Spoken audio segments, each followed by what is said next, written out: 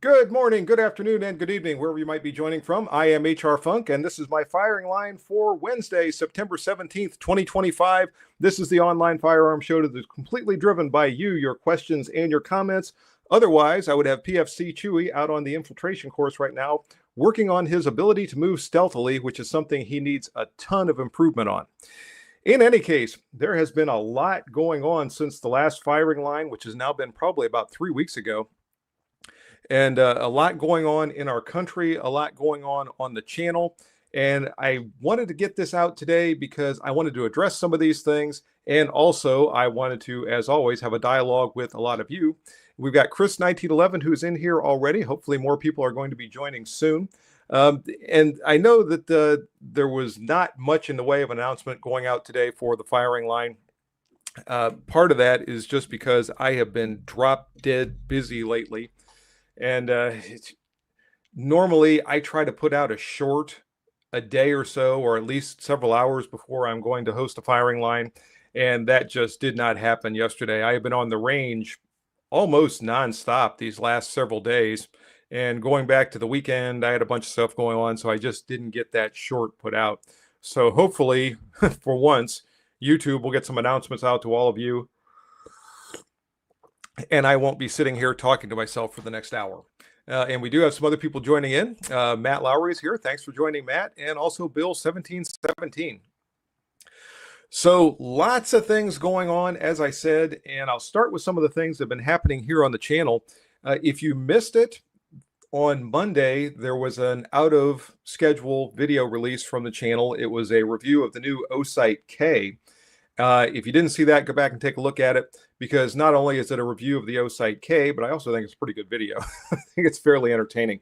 And O-Sight has just been cranking out those new variants of their product, their O-Sight, for about a year and a half now. It seems like every time I turn around, I'm getting a message from O-Sight saying, "Hey, we have a new one of these things. Do you want to test it?" I'm, sure. And it's kind of amazing. I have had extremely good luck with them. I've got them on several of my carry firearms. I've got one on my bedside shotgun, and they have just been working very, very well. My preference is for the rechargeable version because I can always check that and make sure that the battery is charged and ready to go. So those are the ones that I tend to gravitate toward. But recently they've been coming out with the new ones with the replaceable battery, because I know there are some people that for whatever reason just didn't like the rechargeable version of the O-Sight. So now there is the side battery mounted models.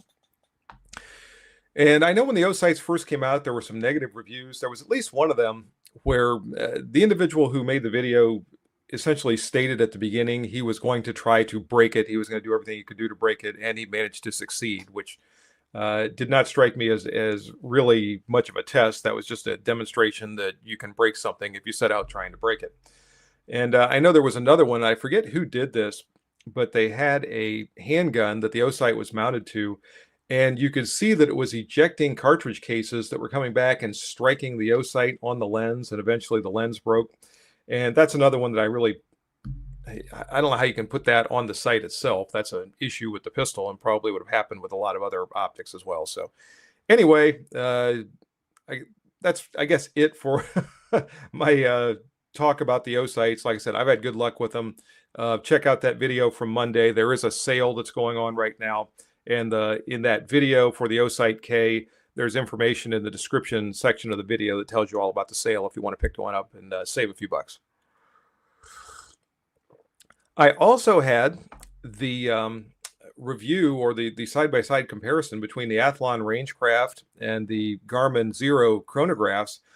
And this was one that I have been interested in doing this for quite a while. I think I mentioned that in the video, because the Garmin, my review on that, if you remember that, it's probably 6 or 8 months old by now.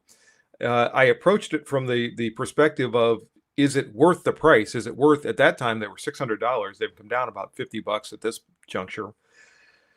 And I really then thought, unless you are somebody who does a lot of chronographing, or you really have to maximize the size of the items you're taking with you to the range and save as much weight and space as possible, that I didn't think it was worth $600 for the person who's just going to be getting chronograph information every once in a while and using that to improve their hand loads or whatever. I mean, that's a heck of an investment. We can get a pretty good conventional chronograph for, I don't know, 25% of that price or less. So when the Athlon came out, which is $150 to $200 less than the Garmin, I was really curious to see, is it going to perform well, or is it going to be something that isn't going to do all that great based on the lower price? And I was very favorably impressed by the Athlon. Again, go back and take a look at that video, and you can see how they compared side by side. But if you've been holding off or considering an Athlon or whatever, the one that I have performed pretty well. So that's what I'll have to say about that. Also, some of you have asked me about the M14 video coming out. You saw a week or so ago, I had the video where I was installing the M14/M1A scope mount on my M1A Supermatch. And I do have that video completed. That's going to be coming out this coming Saturday morning. In fact, I already put up on the community post for my channel a photo that's going to be the thumbnail for that video. And I tried to deck myself out in Vietnam reminiscent regalia and had that picture. So take a look at the community post and you can see that photo there. I thought it was kind of a cool photo, if nothing else. And I know I've been rambling on here for a while. We've had several more people chime in. Terry Barnes is here, who does better with iron sights. And that's the thing with optics. It really takes a dedicated effort. If you're somebody like me, and I suspect, Terry, you are, who grew up shooting iron sights, you were trained shooting iron sights, that's what you always used, and then you try to make the leap to an optic. It's not like putting an optic on a rifle where almost as soon as you pick it up and you mount the rifle to your shoulder, you have the good sight picture and you can start to use it, and it's a very easy transition.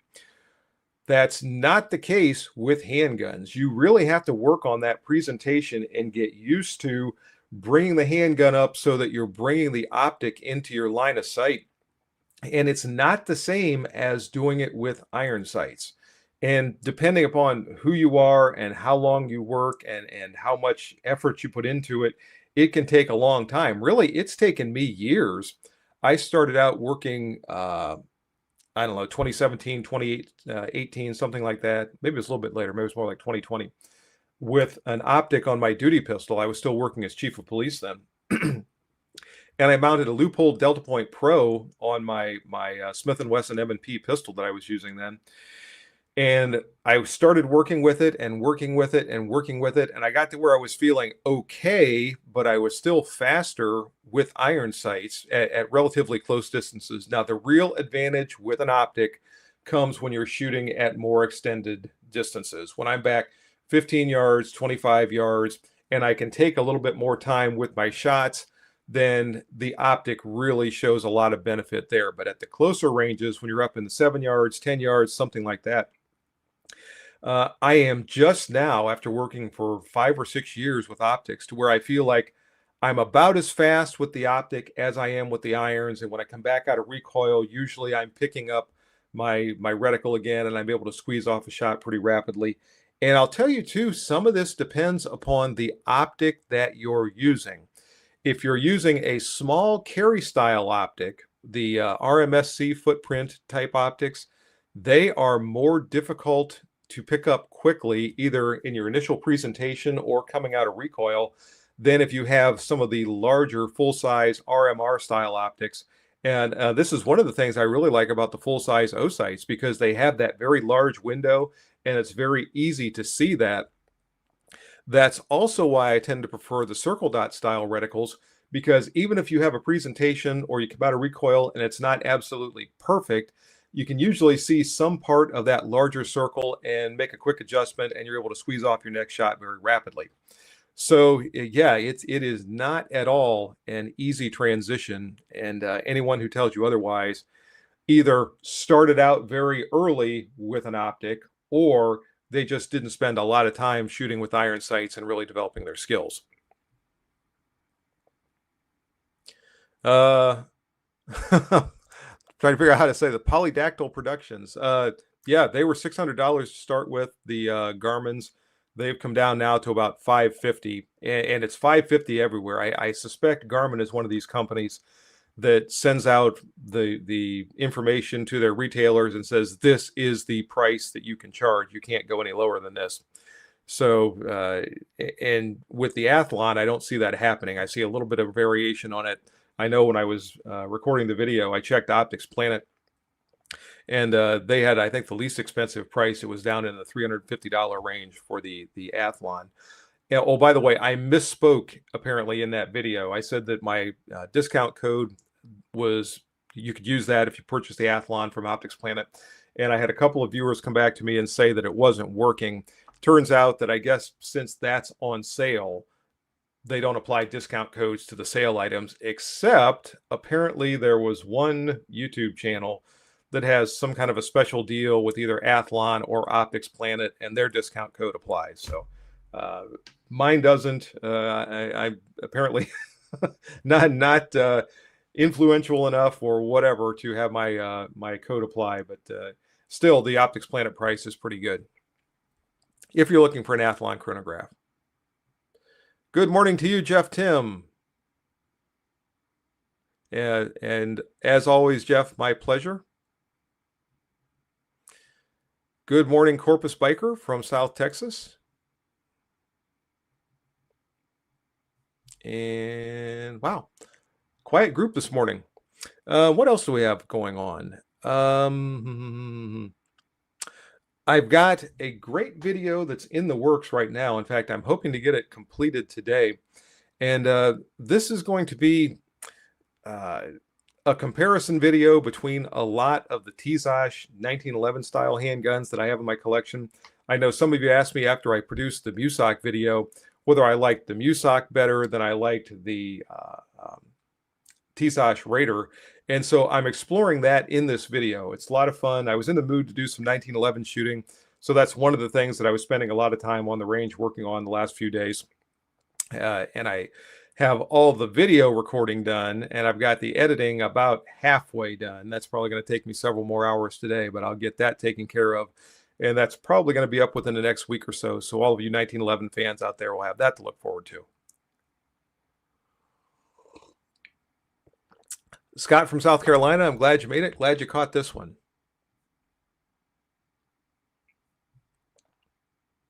So moving on to national news, we've got a lot of things going on. I'll start with the young lady in Charlotte. That news broke. Now it's been a couple of weeks ago, and what a tremendous tragedy. For someone, and I think probably a lot of you like me who have a daughter that's about that age. My daughter is right in that same age range, and of course she's down in Columbia, South Carolina now.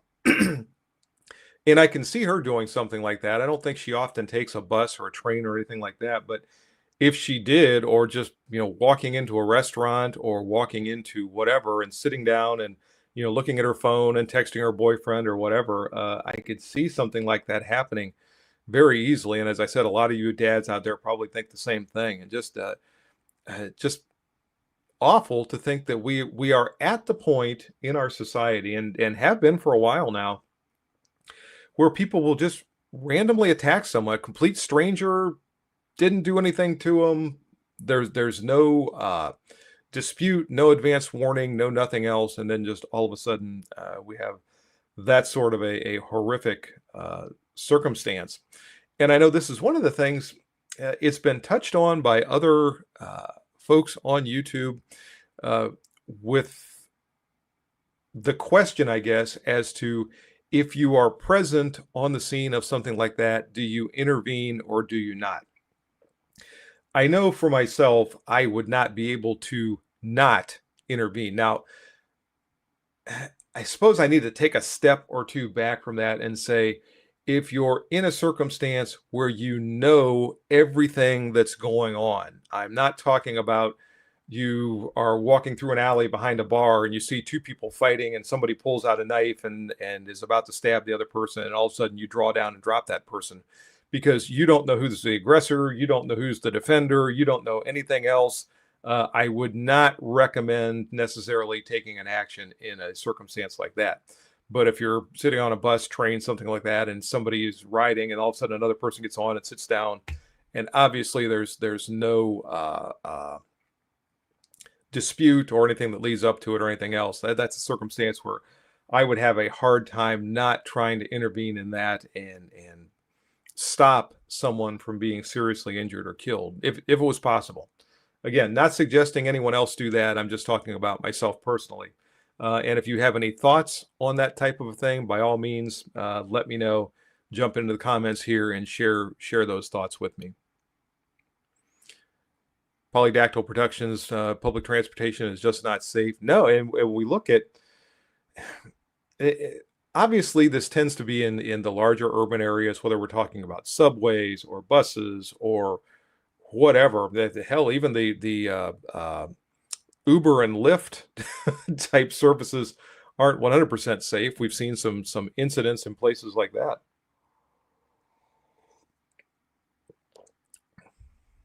Road rage is getting to be a real problem. Road rage is one of those things, and I remember saying this years ago when I was still a working law enforcement officer.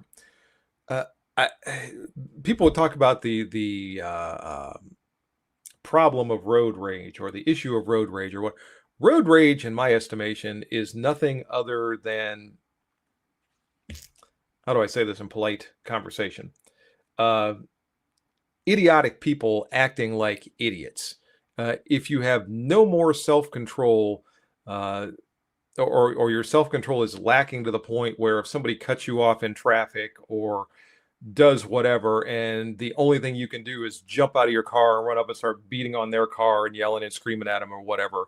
I don't see that as a traffic issue or anything else. It's almost more of a mental health issue. But clearly, if you're in a circumstance like that, and you have a belief that you're about to be seriously injured or killed in virtually any jurisdiction, you can take some measures to defend yourself. So there is that to fall back on. But here again, even that seems to become questionable when you are in certain jurisdictions, depending upon the demographics and things like that. We saw Daniel Penny on the New York subway going back to someone who's intervening in a circumstance who potentially saved the lives of various people that day. Unfortunately, the person that he was trying to restrain didn't survive the incident. But, here again, he is run through the mill of the court system and having to defend himself for taking a protective action. And as a former Marine, I can tell you that's, and I don't mean this for only Marines, but I mean, that's sort of a programmed thing. Marines are protectors. That's what Marines do. He responded based on his programming as a United States Marine. He did exactly what he should have done. And unfortunately, he was prosecuted for it. I don't know what he's doing today. Apparently, he's moved on from that incident. Hopefully, his life has gotten back to normal and he's able to enjoy doing whatever he does for a living these days. But yeah, what a terrible thing to have to go through just for taking an action to try to keep people safe. Limp Bizkiteer, are you going to be streaming for a while? I have to take my kids to school in about half an hour. Yeah, I'll have the show going for at least an hour. We'll be going till 9 o'clock. And if there's a lot of questions and a lot of comments, I'll keep it going even longer than that. Jeffrey Brown, lack of emotional intelligence or just lack of intelligence, period. And of course, moving on in national news, we've got the big story from last week involving Charlie Kirk. I was familiar with Charlie Kirk, which was to say I knew who he was. I kind of knew, that he was going around college campuses talking to young kids. But I can't say that I ever heard one of his podcasts or, listened in depth to anything other than maybe if he appeared on Fox News or something like that and was in a little segment of that.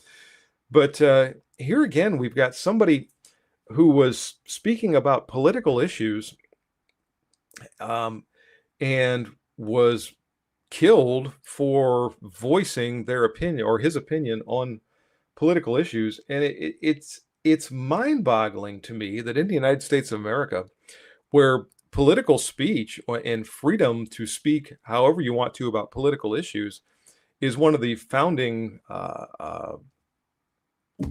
ideas of our republic, incorporated right into the Bill of Rights, right at the very top in Amendment number 1. And you know, there are so many people out there who speak about things politically that I disagree with, and sometimes very strongly disagree with.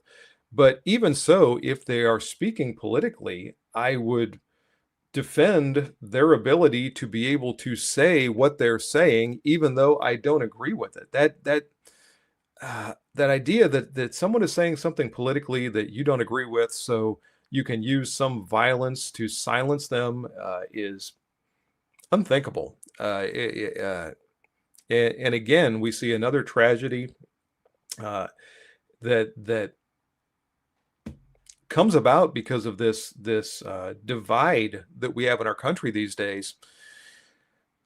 And I don't pretend to know what the solution is. It seems to me that things continue to get worse and worse, and I don't know that I see some great idea for a resolution in the future, a peaceful resolution anyway. And as I say that, I am not advocating something like a civil war or anything like that. I think the last civil war we had was bad enough. We don't need to revisit that. But what I'm saying is I just don't have an intelligent comment for how we start to bring the country back together. How is Chewy? Chewy is out cold on the floor right here beside me. He had a very difficult time sleeping all last night. He wore himself out snoring, I guess. So now he has got to sleep again on the floor right here beside me. Such is the life of PFC Chewy. Polydactyl Productions, you can't reason with crazy. No, I tend to agree with that. And again, wow, just a very quiet group this morning as far as questions or comments. So anything you've got, if you want to throw it out, by all means do so. Between napping and sleeping, Private Chewy has a sleepy or has a busy schedule. Yes, he does. He keeps himself quite busy. Let me get this up. If we've got anybody who would like to join as a guest, you can do so. If you send me an email at hrfunksmail@gmail.com, I can send you a link to appear as a guest on the show here. You can appear either in a side-by-side screen where everybody that's watching will be able to see you and hear the conversation we're having, or you have the option to keep your camera off and you can appear just with your voice and we can still have a conversation. But I haven't had a guest for a while, so if you're interested in doing that, by all means do so. Let me open up the trusty email so I'll know if anybody takes me up on that.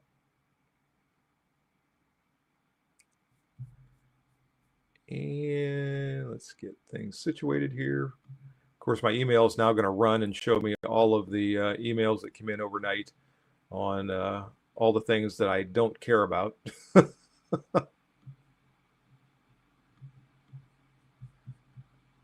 All right.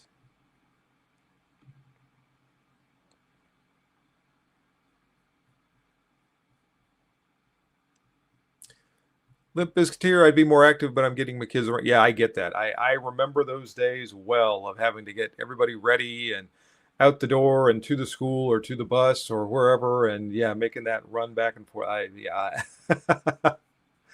All of us with kids, I think, will empathize with you. So don't worry about that at all.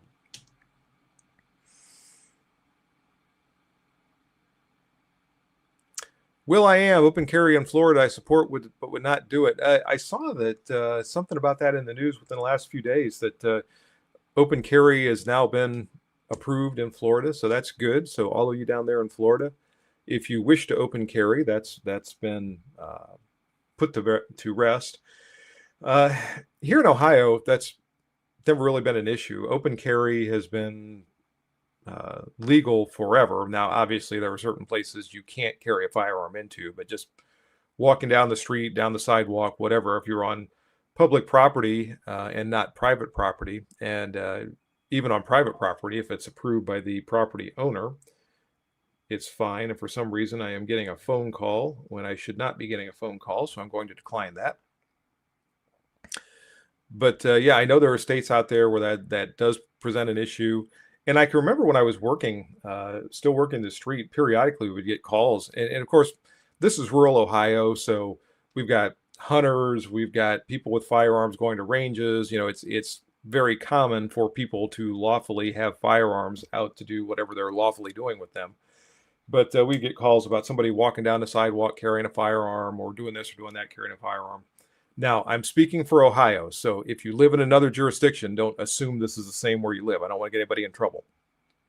But, you know, if they were just walking down the street carrying a shotgun, carrying a rifle, carrying whatever, they weren't doing anything wrong. Now, a lot of times, if it was me who got the call, I would respond to the area, maybe stop and just, you know, make contact with the person. Hey, you know, how you doing today? What's going on? You know, you headed in, going hunting, going to the range, something like that. And they were not under any obligation to stop and talk to me. So I tried to be as friendly as I could and just, you know, try to find out what was going on. And, you know, I might sit down the street, depending on who it was or kind of what the circumstance was. I might sit down the street someplace in a parking lot or whatever, and just kind of keep an eye on what was going on for a while. But that in and of itself, just walking down the street, at least where I worked, carrying a firearm was not in and of itself a violation of law, which was difficult for some people to believe because they would call in all scared and worried and whatever. And, you know, a lot of times when I would talk to these folks, they're like, oh, yeah, you know, I'm headed down here to meet so-and-so, and we're going to go hunting, or we're going to do this or do that. There was one instance where a couple of guys met in a parking lot where they were allowed to be. And the one person had a firearm for sale. The other person was interested in buying it. So they were looking at it there in the parking lot. Again, no violation of law, at least where I work in Ohio.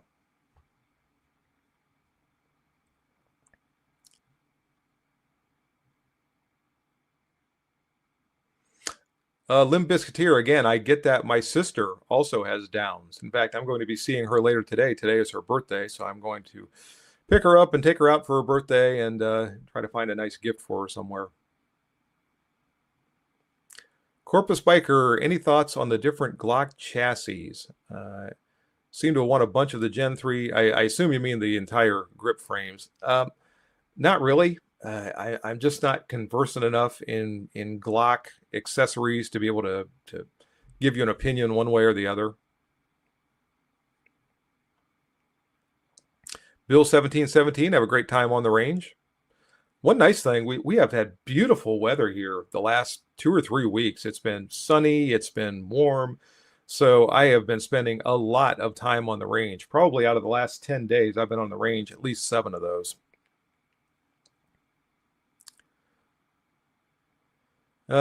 Jeff Toom, Florida open carried a decision by the court. Would not assume that every LEO would know. Still a young man. Wait a second. If I was still young, mean, and tough, tough looking, still wouldn't do it. Need all the help and surprise. Yeah, and I get that, and a lot of people are in that same boat. Yeah, and I don't really advocate open carry. It's a decision everybody needs to make, but it's just nice to know that if you are open carrying, you don't have to worry about being in violation of any law. Craig Benz, here in Michigan, I had to explain to my nephew that while, yes, you can open carry walking down the street, you cannot open carry without a concealed pistol license riding in the truck. Wait a second. What? So if I'm reading that correctly, if you have the firearm in a vehicle open carrying, you have to have the concealed pistol license. But interesting. Kind of a contradiction there, and I did not know that about Michigan law. Limp Biscuiteer, how are the Mac 1014 and MP5 clones holding up? Just wonderfully. In fact, I'm hoping to have the Mac 5 back out, and I would like to do another shotgun video with the 1014.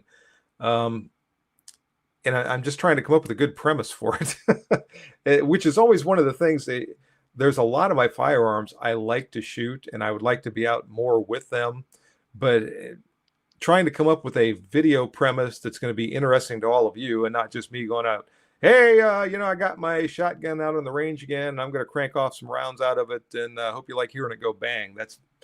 And I see videos like that. I see people that put together videos where it's kind of like a home movie. They're going out shooting, and good for them. I'm glad they're having a good time, but there's really nothing in it that's informative or intriguing or educational that comes from that video. And I try to make mine a little bit more that way. I want people to be able to watch them.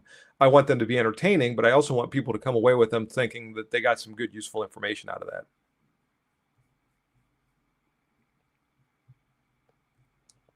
Oh, and you asked about the Mac 5 too. Mac 5 is doing well. It's another one I want to get back out. I'm thinking about doing a comparison video between that and the X-Star EP9. And I gotta say, the EP9 was a surprise to me. That's one of the most fun firearms that I have worked with in a while. And I've told the story, I think, before. I ran into the X-Star people at GunCon back in June, and got to talking to them. The conversation was such that I was able to get one of their firearms in for the review, and I didn't know what to think. I shot. I guess they had the 9mm, the 45, and the 10mm versions all at GunCon, and I shot them there. And I thought, yeah, okay, they're kind of fun. But when you're at one of those media events, you don't get to shoot a lot of rounds through any particular firearm. 3, 5, 6, maybe. Once in a while, you might be able to go back and shoot one again, but there's always a lot of other people waiting to shoot. So you can't stand there all day and take up everybody's time. So you never know when you're going to get one in for review, whether or not you're going to have the same experience that you had for those 3, 4, 5 rounds that you fired when you were at the media event. And with the X-Star, I very much did. It's been a lot of fun. That little thing just keeps on ticking. I have not had a malfunction with it. Yeah, I did manage to break it. If you saw my O-Sight review for the O-Sight, what was it, the O-Sight C, where I was doing a drop test, I managed to break the charging handle, and I got a hold of X-Star. They sent me a new charging handle. It took all of about maybe 2 minutes to replace the charging handle, so it's all fine and dandy again, and you can't tell there was ever even any problem with it. But if you didn't see that, go back and watch the O-Sight C review, and you'll be able to see me break the X-Star EP9. And where are we here? Oh, anyway, I was talking about that. I'm thinking about doing a comparison video between that and the Mac 5, because I think that would be fun. Kind of an old versus new. We've got the brand new polystyle straight blowback large format pistol platform versus the traditional MP5 style. And I thought that would be kind of a fun video to do. Plus, I like shooting both of them.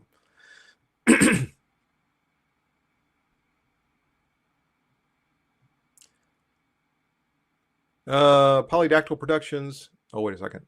I think I missed one. Terry Barnes, Kentucky has had constitutional carry since 2017. Yeah, and Ohio has had that now for a couple, 3 years at this juncture.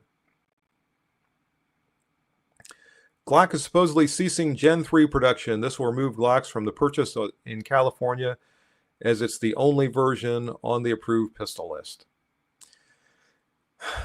And I think I saw something about California banning Glocks or whatever within the last couple of days. I wonder if that's what they were referring to, that when the Glock ceases production of the Gen 3s, that California is not going to approve any more Glocks, and therefore they're essentially going to be banned. I don't know. As always, that sounds silly, but that's also California.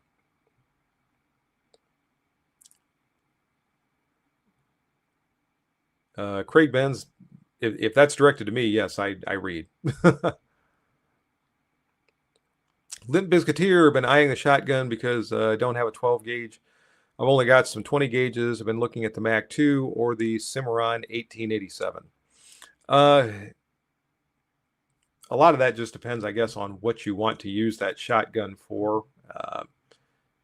I think any of them are going to be adequate for most purposes.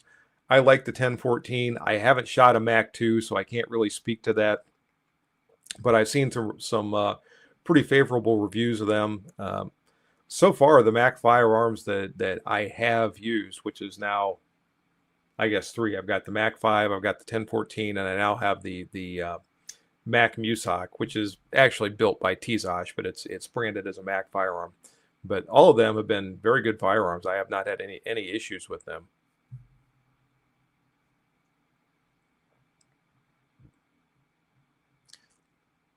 Limp Biscuiteer is still trying to sell the Vector to buy a Mac 5. Good luck. I hope you accomplish that. I really like the Mac 5. I told the story in the video. Big fan of the MP5. Had been for years. I love the fact that I'm finally able to own a firearm of that type without having to drop $3,500 or something insane like that into an HK.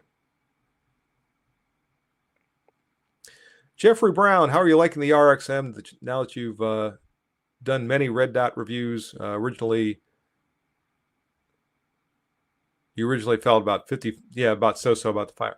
The RXM in general, let's see, where do I want to start this?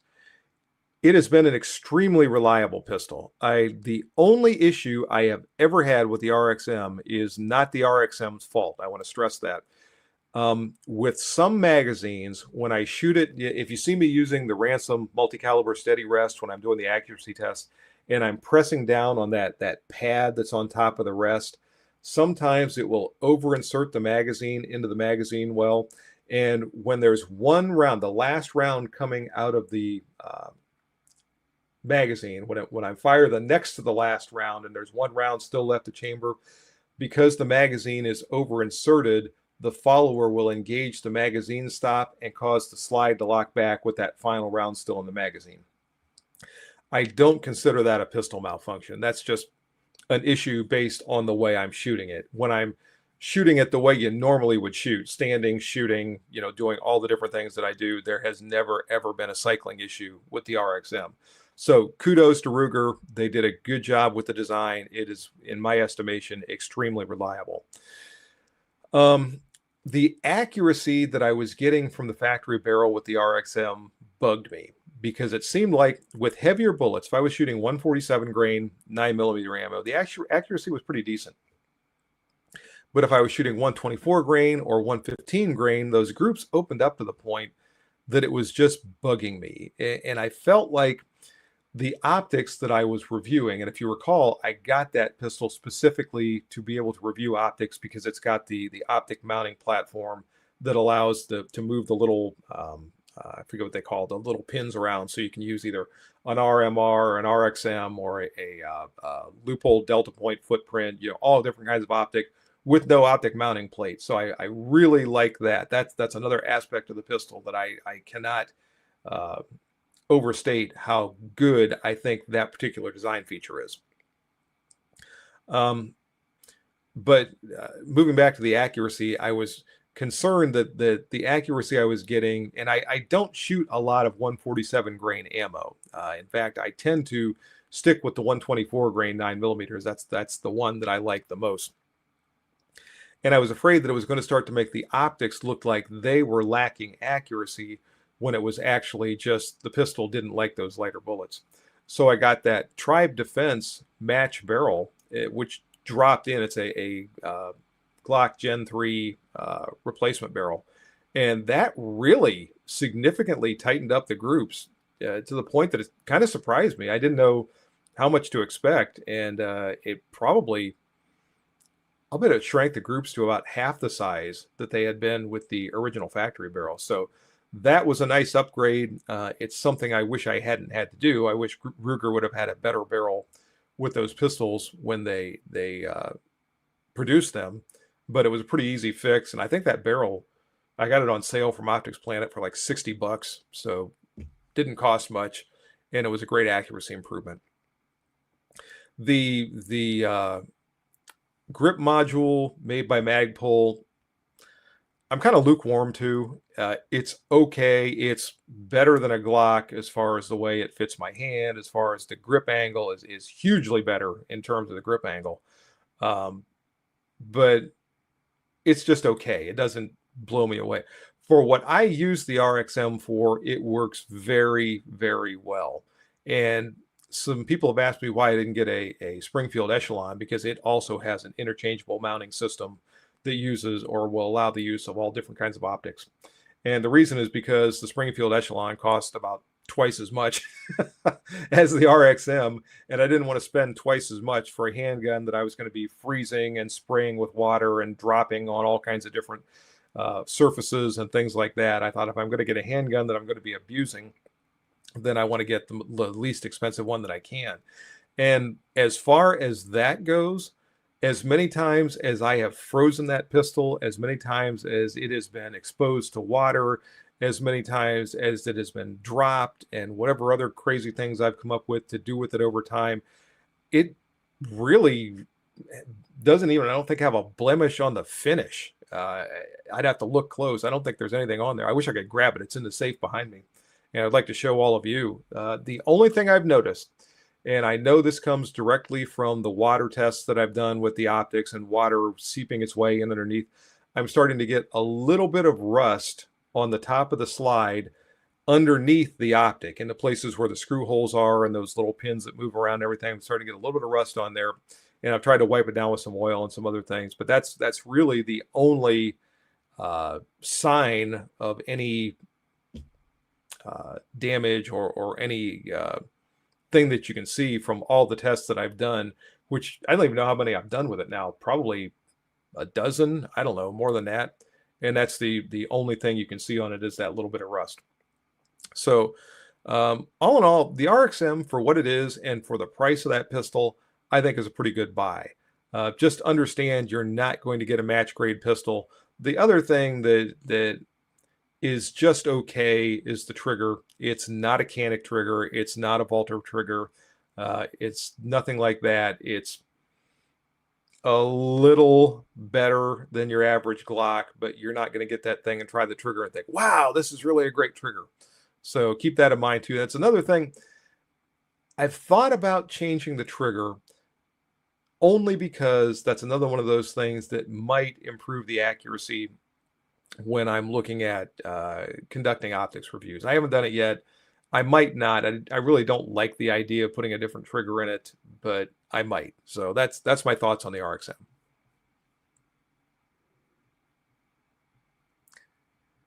And I've got another bunch of comments that have come in here the last couple of minutes.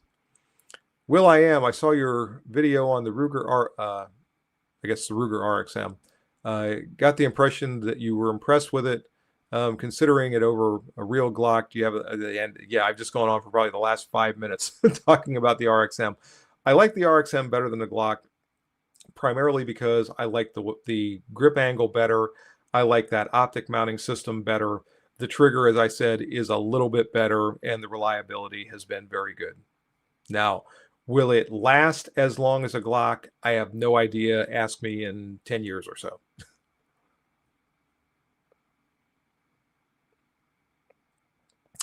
Polydactyl Productions, they want to ban Glocks outright aside from that because, oh, the Glock switch. Okay. Governor's a sociopath. Yeah. I know the California governor. I think he has aspirations of being president someday, and I hope that those never come to fruition. Limp Bizkit wanted 87 ever since I watched The Terminator. I remember that scene where he's twirling the shotgun as he's riding the motorcycle. It's great scene, great movie. I haven't seen that for a while. I might have to dial that up one of these days. Whenever I have these times where maybe Mimi's out of town, she's got various things that she has to go where she'll have to leave for a day or two. When I have those evenings where it's just me, and I'm kind of like a kid in a candy store. I'm like, okay, what movies can I dial up that I can watch that she might not be interested in, or she's seen them before, or whatever. And something like the Terminator 2 is always a good option for those nights.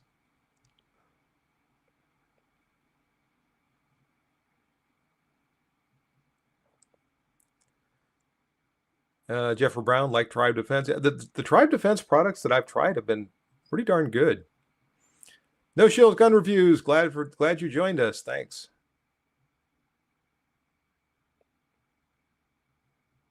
Skip Boyer, glad you checked in. Hope you had a good workout this morning.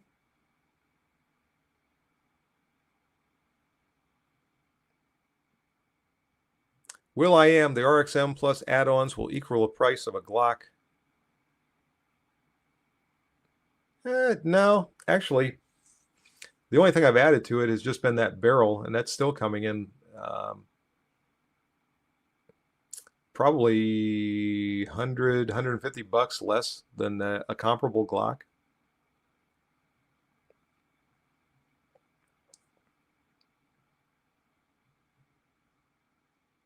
Bill 1717, you have a good day too. Hope you have a great time on the range. And we got a few more people that have joined in. I think Skip Boyer is now here. Will I Am is here. And I don't know if I missed anybody else. Let me check and see. I haven't heard anything from my email, but I want to make sure nobody has tried to join the show. And no.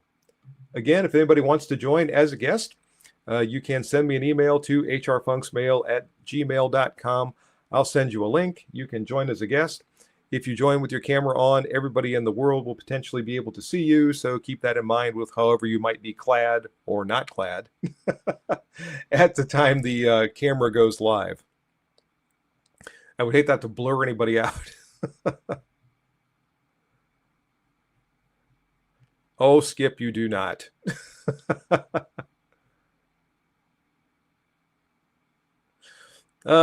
D. Gilly, any chance the guys who can't cook videos will be making a return? Asking for a guy that can't cook. You know, I had fun with those, and I tended to do those last year when it was kind of cold out and I was home making things like chili and stuff like that. Who knows? Maybe I'll dial something back up for that. It's always kind of fun. Surprisingly, they got a pretty good response. I even had a gentleman who was a chef that chimed in the comments on some of those and said, "Hey, you know, you did a pretty good job on this, but you do a little of this, a little of that, and also whatever, be able to improve whatever I was making that video, meatloaf or something." So that was kind of fun. Bang Steel is here. How are you doing today? Got some are speculating that Glock has dropped some of their models from their catalog because they anticipate a military contract replacing Sig Sauer. Have you heard anything about this? No, I have not. I've seen that speculation. I've also heard people speculating that they're dropping these because they're about to come out with some new super duper models that are going to replace all of these ones that have been around for a long time. I don't have any idea what Glock is doing, so can't shed any light on that. Train like you fight, Nick. Yeah, which I always think about that. If I would have to jump out of bed in the middle of the night and grab one of my firearms, you know, it would probably make for a pretty entertaining scene because I usually don't have much on when I'm sleeping, and running around with a firearm with not much on, I don't know, probably look like something out of a comedy movie, probably a X-rated comedy movie. Jeffrey Brown, have a great day at work. Take care. Limb Biscuiteer, did you see Ruger's 270 Winchester 100th anniversary rifle? It's beautiful for $1,600. No, I did not. Did not see that.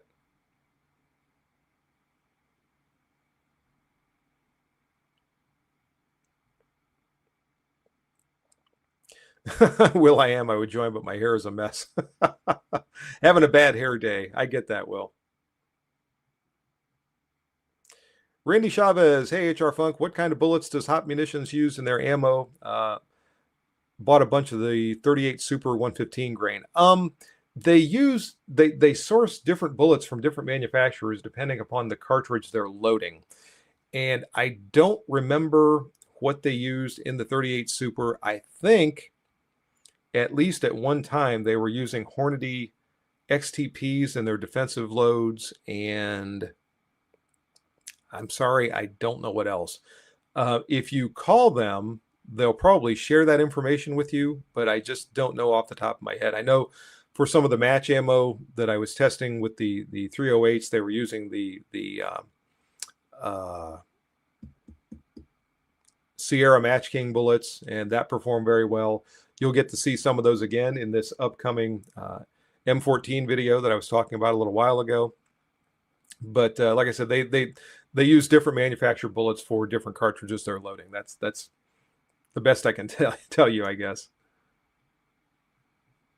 Jeff H, I joined, but I just arrived at work. Yeah, don't get yourself in trouble at work. I don't want anybody getting some boss angry with them or having some kind of problem. I'll join on the weekend. Good. I hope you make it back. And what are we up to here time-wise? Been at this almost an hour. It's 8:56. I was a little bit late getting started this morning. I was trying to get all kinds of things in right here the last few minutes before I started the show, so I ended up starting at, I think, about 5 after or so. But I did manage to get everything done that I was trying to. Matt Lowry, has DASA fallen out of favor? You know, it kind of depends on who you ask. And I think there's still a pretty strong argument for that system because it allows the firearm to be carried very safely with that long, heavy double action pull. In fact, I use several DASA handguns for specific purposes because it does have that very long, very heavy first pull of the trigger. If I'm carrying something in certain ways where I'm worried that the trigger could be influenced by clothing or whatever, I tend to favor that kind of trigger system. There was the guy, who was it? It was some guy that was doing an interview a while back, and he had a handgun in his pocket, and he shifted a little bit or moved a little bit, and the thing fired. I can't remember if he put a bullet in his leg or if he just blew a hole out through his pants pocket. But that's the kind of thing. And I know so many of the polystriker pistols have the little inertial safety, and a lot of people put a lot of faith in those things. But if that thing manages to get depressed somehow and the trigger, as I said, is influenced just right, you could have that kind of a situation. So that's where I really like the DASA system. And it's where the Walther P99, which I am still a huge fan of that pistol. I wish Walther, instead of just abandoning that system altogether, would have redesigned the P99 to allow for an optic and just sort of modernized it a little bit instead of going to the PDP and whatever they have nowadays. I can't even think. But they've gone to just essentially a pre-cocked striker system, kind of similar to what SIG uses. And for some uses, for some carry styles or whatever, that's not necessarily the greatest option, I don't think. Now, CZ is still making the P09 series, and it's a poly hammer fired system that has the first round double action pull.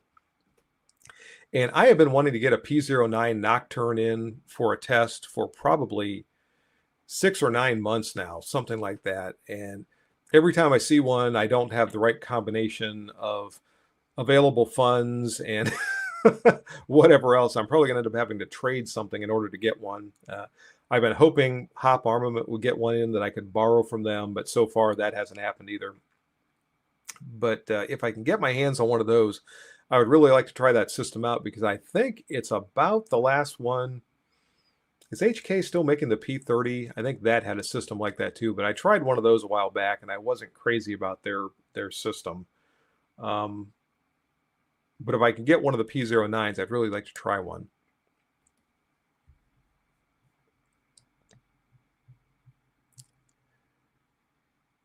And what do we got? Pterodactyl, or I keep wanting to call you Pterodactyl. Polydactyl Productions recently visited a gun store in Tokyo. Really? Wow. Downright depressing. They are only allowed shotguns and bolt actions. When I was in Japan, I didn't think they could own firearms at all. I'm a little surprised.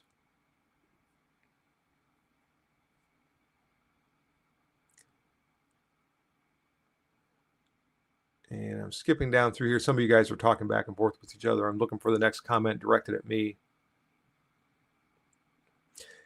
Scott from South Carolina, any thoughts on a PSA dagger versus other Glock clones? The only PSA dagger I've ever shot was at the Gathering last spring when I went to that down in South Carolina.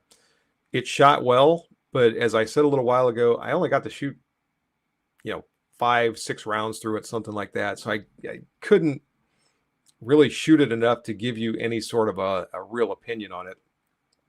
As I said, when I get some of these firearms in that I get a very limited experience with, and then I shoot them more extensively, my experience is somewhat different.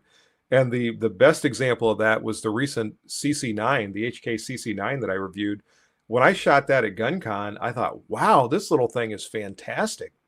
And I was really kind of excited to get that. Ben Crane loaned me his personal pistol. And I got out on the range and I started shooting it more and more. And the more I shot it, the less enamored I was with it. It was okay.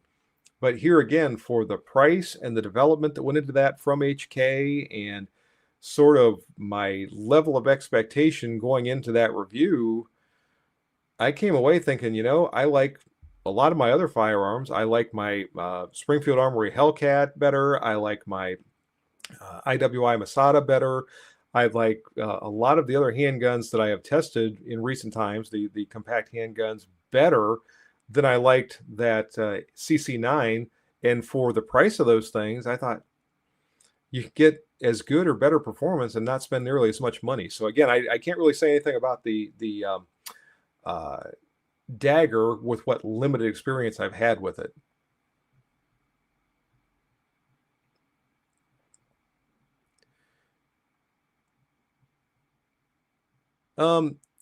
Somebody has mentioned the VP9 in here. That's another one I have very limited experience with. The ones that I've shot have shot very well, but I need to do a lot more shooting with one before I can give any kind of an opinion. Skip Boyer is still going for that Beretta LTT Elite. I saw somebody just put up a video with one of those within the last day or two, so somebody got a hold of one.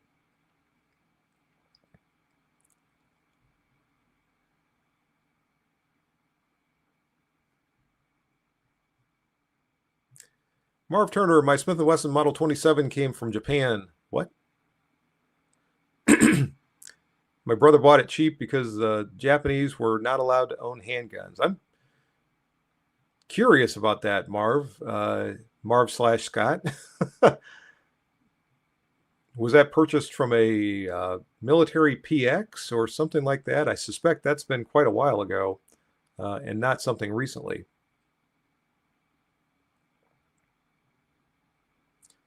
Polydactyl Productions licensing in Japan is very strict. They even keep track of your ammo. Reloading is allowed, but you can only reload a certain amount per day. That sounds like Japan. They said they're developing a bear problem. Who knew there'd be a bear problem in Japan?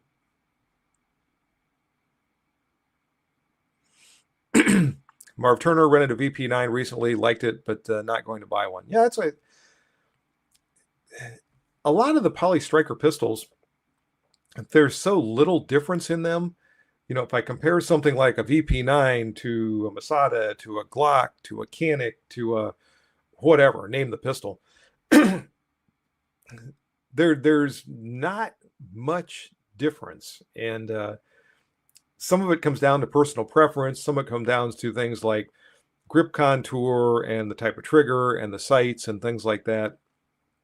So, trying to really hold one or another up and say this is the better of these two can be a challenge, unless you have something obvious, like one of them is having a bunch of malfunctions or the accuracy is just awful or whatever, trigger is just awful or something like that. So there can be those kind of issues. Marv Turner, that was in the 70s. He was there as a military dependent. That's what I figured. I suspected that had been quite some time ago.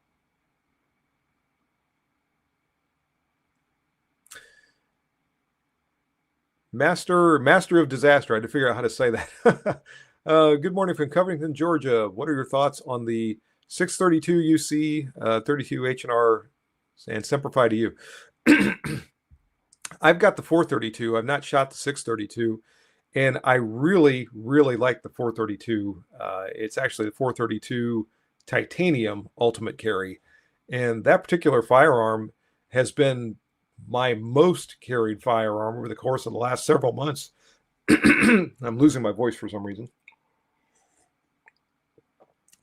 Over the summer, that has been extremely, extremely easy to carry. And it's really lived up to the name Ultimate Carry because I have been carrying it everywhere. And I like it a lot. I like that 32 H&R cartridge. I did a review of some different types of ammunition a while back, and I know I keep hearing that Federal is coming out with some new super duper 32 H&R load. If that's been released yet, I haven't seen it anywhere. I'd like to try that as well. But I like the cartridge, I like the handgun, I like the format, and as I said, I have been carrying the heck out of it. So I guess that's about as much as I can tell you about the 32 Ultimate Carries.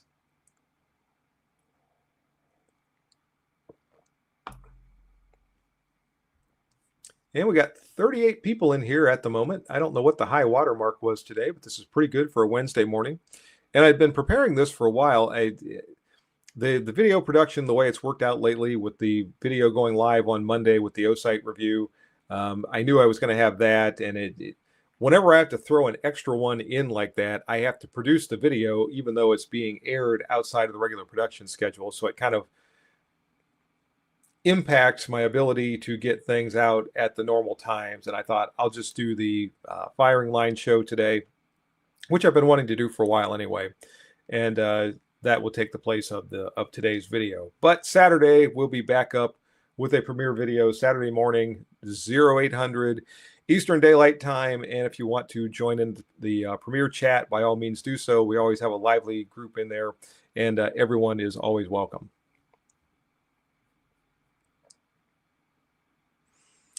Marv Turner went to the Nichols store in Rock Hill, South Carolina.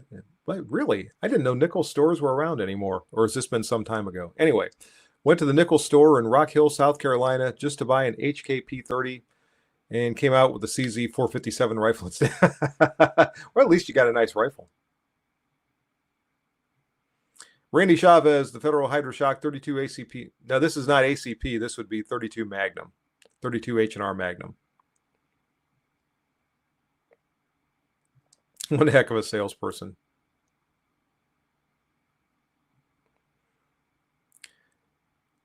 Gleam Tarist, Yahoo, going to the range today and going to run a pistol and an AR. Good for you. Have a great time. Jeff H, Federal come out with the 30 Super Carry. That's their new 32 H&R, same projectiles.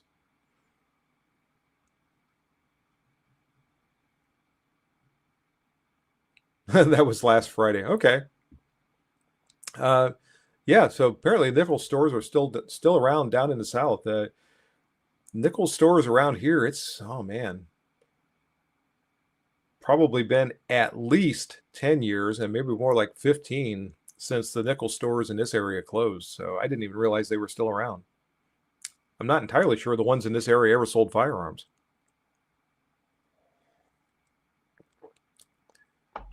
Shadow 120 just got off 24-hour shift at the fire and going to the range with the Ruger 1022 and the Mini 14. Have a great time. Did I say Shooter 120?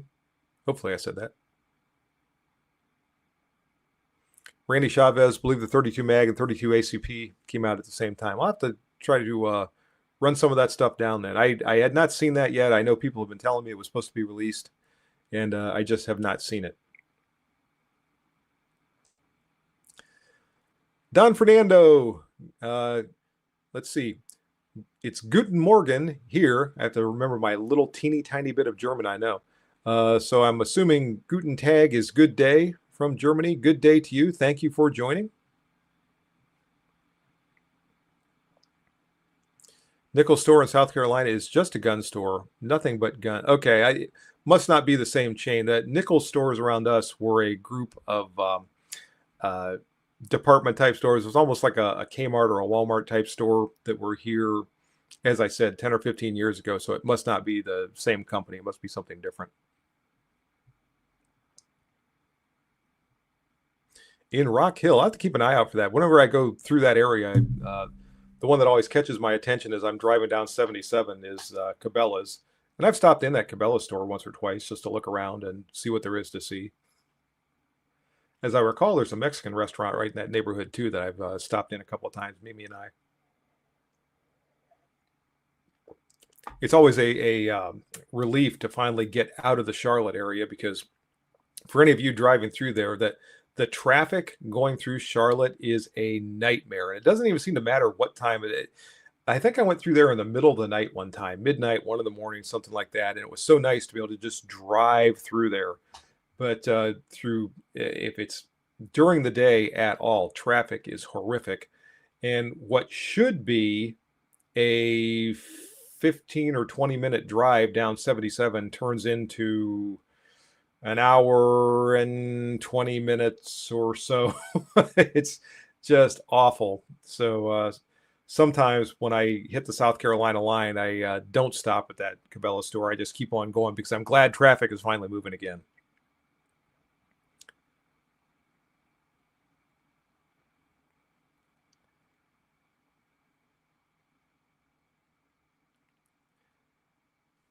Loves Dogs 1954 is here. Glad you joined us.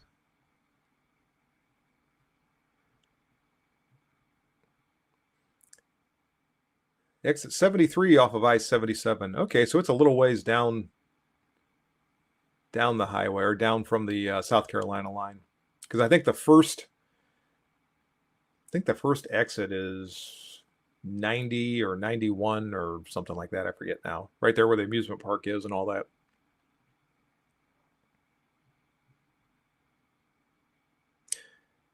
MH0661, do you still enjoy the X-Star EP9? Looking to purchase. I was talking about that a little while ago. I really do. It has been one of the most fun firearms that I have used in a long time. It's drop dead reliable. It is not drop proof.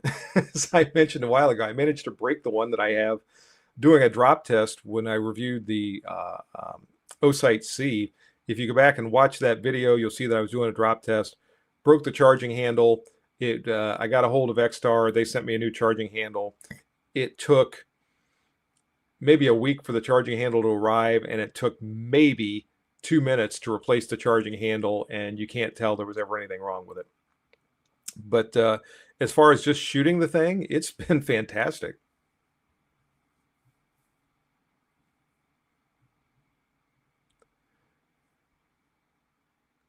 Gleams Arist, there used to be a gun store south of Greenville, South Carolina, that used to sell a lot of CZ pistols. If that's the one I was thinking of, wasn't there a giant sign along 77? The sign was almost bigger than the gun shop. If it's the one I'm thinking of, I stopped there one time, and it was kind of a small place.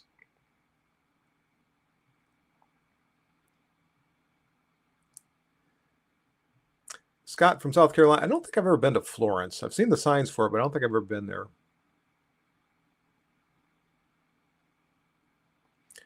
Shooter 120, here's a question for you. Debating on either upgrading the peep sight on my Mini 14 or if I should buy a low power optic. What are your thoughts? I think a lot of that depends on how you're shooting it and the distances at which you're shooting it. If you're shooting at any kind of distance, the optic is going to help because you're going to get the magnification and the ability to place your shot a little bit more accurately. If you're shooting at relatively close distances, or if you just don't want to add any more weight or bulk to the rifle, then you're going to be better off to stick with some sort of an aperture sight. So again, any question with firearms always comes down to how you're going to be using them. And I get those questions a lot. Should I do this or should I do that with whatever kind of firearm? And people will give those questions to me with no context as to how they're going to be used.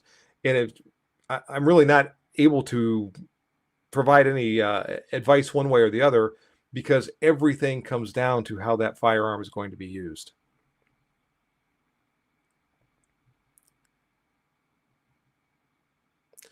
Will I wonder what kind of background an applicant has to have become an ICE agent in law enforcement.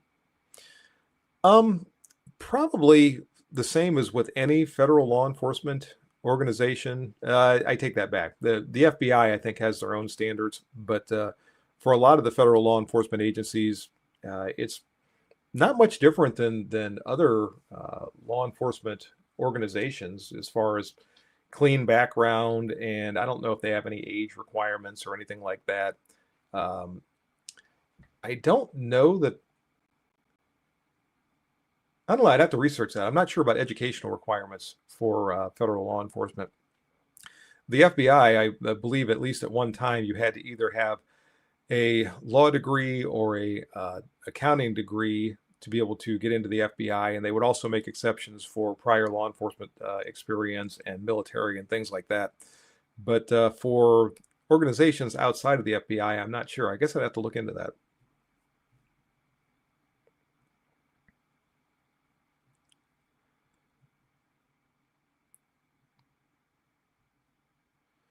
Shooter 120, it's more of a fun, possibly defensive.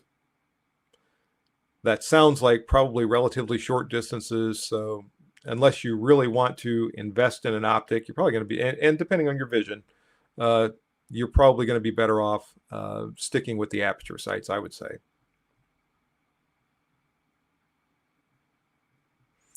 Don Fernando just came back from New York City. I hope you enjoyed your visit.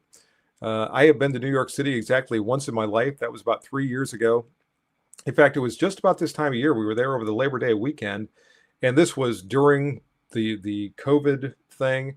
So it was kind of weird. We were in New York City in the middle of downtown Manhattan, and it was like a ghost town with between the holiday weekend and the COVID thing and all that. We were walking around, and it's like, where is everybody? But we had a great time. We took the Staten Island ferry over to Staten Island. We went to Ground Zero, saw everything there. We went to the Empire State Building, went up into the first observation deck. There's two of them, and it costs an extra, I think, $100 to go up to the higher one. That's only about 3 or 4 floors higher. So we went to the first one we could get to, but Empire State Building was cool. So I hope you had a great time there. We enjoyed our trip. Based on the climate there now, I don't think I would go back, but at least we had a good time when we did go.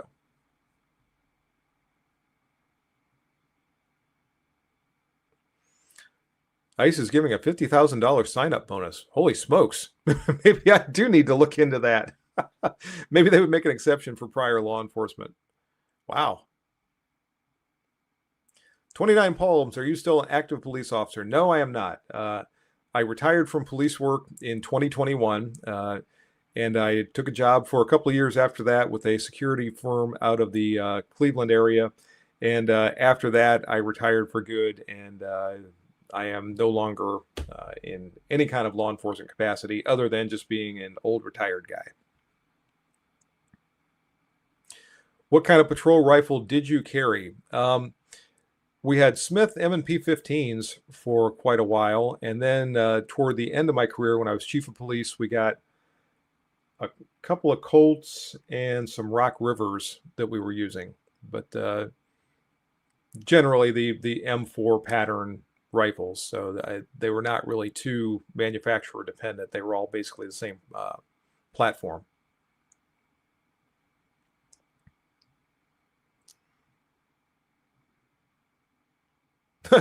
My New York City pistol permit is valid everywhere except New York City. Yeah, and I've seen that before with New York, just the state of New York. There are some odd firearms laws there, and then when you get into New York City, it's even more so. And that was one of those places. I talked about this sometime recently. Generally speaking, I have a firearm on my person all the time, 24 hours a day, everywhere I go, even when I'm in my home. But when I went to New York City, I did not take a firearm. When I was in Chicago not too long ago, I did not take a firearm. And most recently, several weeks ago, when I was in LA, I did not take a firearm because I did not want to try to negotiate all the laws associated with not only the state, but all the local laws and everything else in those jurisdictions, and cross my fingers and hope that I was going to be okay. Coincidentally, a couple of days ago, I had to requalify for the Law Enforcement Safety Act qualifications, so I managed to squeak by on that, and I am once again qualified with my firearm as a retired law enforcement officer, which, generally speaking, allows me to carry a firearm anywhere in the United States. But I still have to conform to all of the state and local laws in those jurisdictions when I'm carrying a firearm. So it's not a magic shield that exempts me from all firearms laws, regardless of where I am.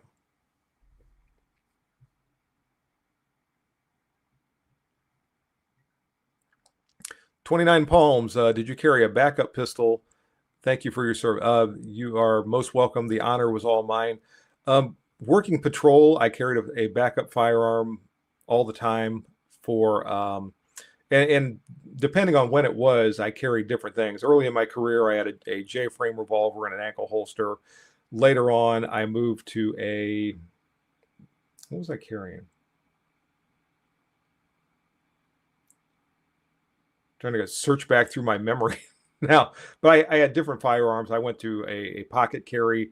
I used a lot of lightweight J-frame revolvers. I had some small semi-automatics, eventually Springfield Armory Hellcat, things like that I was carrying as backup handguns.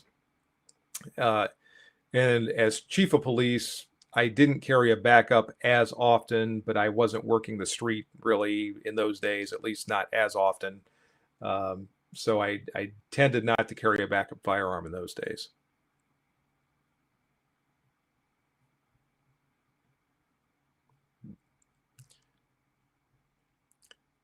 FBI special agent starting at $99,870. Wow.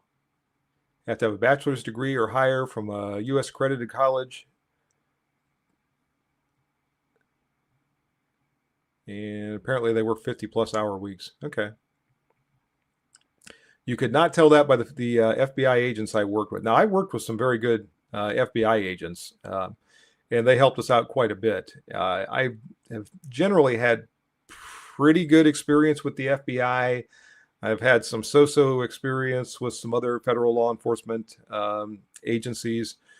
But again, it all depends on who you're working with and just what their attitude is toward working with local law enforcement. 50 hours a week kind of surprises me because generally speaking, the federal agents that I worked with tended to work bankers hours and sometimes trying to get them to, do something on a weekend or evening or something like that was not tremendously easy. Now, I'm sure that changes in high profile cases like we've seen over the last week or so. But for the things that we were working with them on, sometimes that was a little bit of a challenge.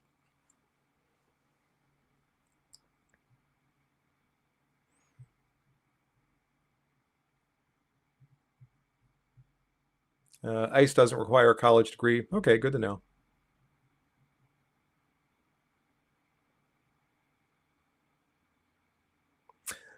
Keith Kent, have you reviewed a lot of dots? And if so, what's your favorite? I've reviewed a ton of them, and there are a lot of good ones out there. What I noticed with the various dot style sites is probably not all that long ago, 3-4 years ago, there were 2 or 3 that were generally considered to be the best ones out there, and nothing else was very good. Either they were fragile, or there were some issues with battery life, or the dots themselves were not very good as far as the appearance. And in those days, if you didn't have a Trigicon, a Loophole Delta Point Pro, or eventually the HoloSuns, basically you were using something that was probably best reserved for range use. Since that time, we've seen sort of a plethora, just an explosion of those. I really like the O sites that I've talked about here within this show that I've been doing, and there's all kinds of different versions of those now. I've done a lot of testing with the Siley optics, and those have worked very good for me. I know that there have been some people that have reported some issues with them, but the ones that I've used have been extremely durable, and I can't say anything bad about them. I've had some other ones that I've tested in recent times that there have been some problems with. And it kind of depends on how they're marketed, and a lot of it depends on who the company is marketing those optics toward. And you need to take a look at this. Hilux Optics, they recently came out with a new enclosed emitter that did very, very well when I was testing it. And that one's not tremendously expensive.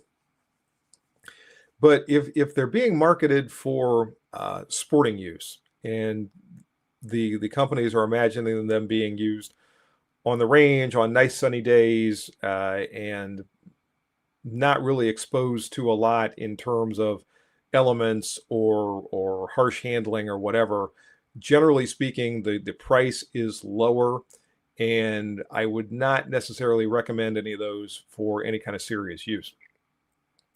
But if they're being marketed for defensive purposes and they are ruggedized, I'll use that term, and that's what I've seen with a lot of these, and you're getting into probably the $200 to $300 range, just depending. You have a lot of good options that are in that price range nowadays, and trying to pick a best, I don't know that I could pick a best, but I can say there are a lot of good ones. I like the rechargeable low sights. The Sileys, as I said, have worked well. The Hilux sight that I tested recently did very, very well. So if you're looking at any of those, you're looking at some pretty good sights. And still, you've got the Delta Points, you've got the Trijicons, you've got the Holosuns, but those are going to cost a little bit more as well.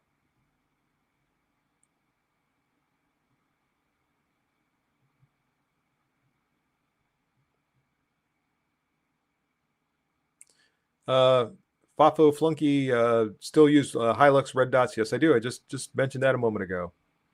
Good morning, Roy Kiefer. Fafa Flunky had a primary arms red dot that did not survive 25-ish rounds of 7.62 by 51. When you get into rifle optics, yeah, sometimes, yeah, just depending on what you've got them mounted on. Some firearms are known for breaking optics. The FN Scar comes to mind. The oh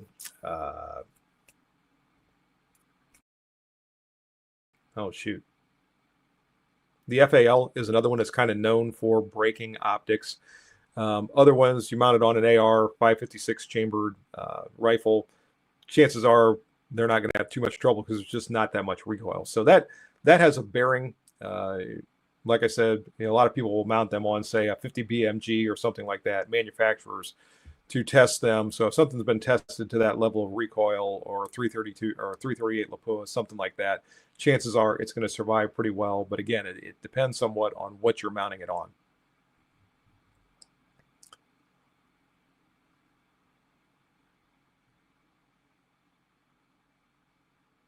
Did you get a power trip thrill from working as a cop? My law enforcement career was very rewarding, and I was glad to be able to do the things I did. A power trip, no, that's not what police work is about. Thoughts on the Remington 870 Police Magnum? I am a fan of the 870. I used one all throughout my law enforcement career. I still have 2 or 3 870s here in my collection. It's a fantastic firearm. They just work. That's the thing I'll say about the 870. They're probably as close as bulletproof as you can get in a firearm, if you'll pardon the pun. You load them up, you cycle them the way they're supposed to be cycled, and they do what they're supposed to do.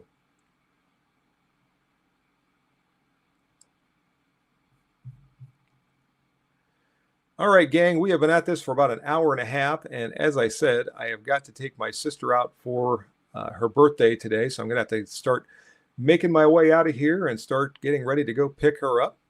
So for all of you who have joined today, thank you very much for your participation. Thanks for all the questions and comments.